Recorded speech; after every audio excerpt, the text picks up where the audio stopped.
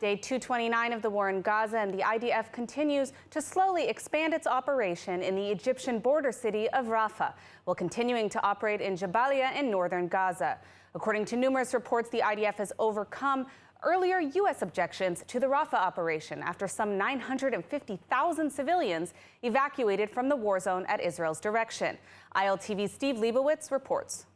The IDF's 410th Combat Division is continuing the operation in Rafah, with fighters carrying out targeted raids on the terrorist infrastructure and suspicious buildings Hamas terrorists used to fire at Israeli forces. The army eliminated dozens of terrorists in East Rafah who tried to approach IDF positions.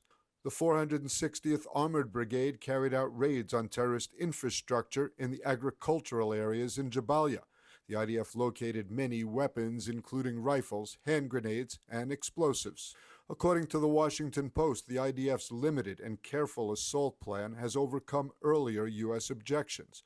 Washington believes that new plans in Rafah will result in fewer civilian casualties after an estimated 950,000 Gazans have left Rafah to safe areas designated by Israel. Chief of Staff Halevi was in Jabalya and gave this briefing to officers, emphasizing that their mission remains focused on the war goals, including the return of hostages. אנחנו במלחמה שאמרנו בהתחלה שהיא תהיה ממושכת.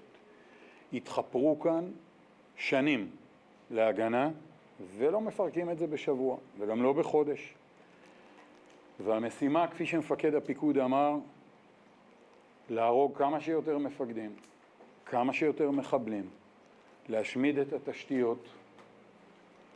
הלחץ הזה, אנחנו מאוד רוצים, יעזור לנו גם ללחוץ, להביא חטופים חיים, ואנחנו מוכנים לעשות גם מבצעים מסוכנים ומסובכים, כדי להביא גופות של חטופים שלנו חזרה לקבר ישראל.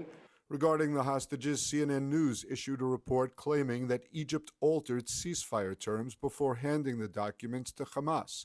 According to the report, Egypt changed the details of the deal after it had been signed by Israel and before reaching Hamas. It was also reported that the move led to anger by Israel, the U.S., and Qatar against the Egyptians. Meanwhile, the families of hostages decided to release a video to the public tonight of the abduction of 5 female soldiers who were taken by Hamas at Nahal Oz on October 7th, as recorded by body cameras on terrorists.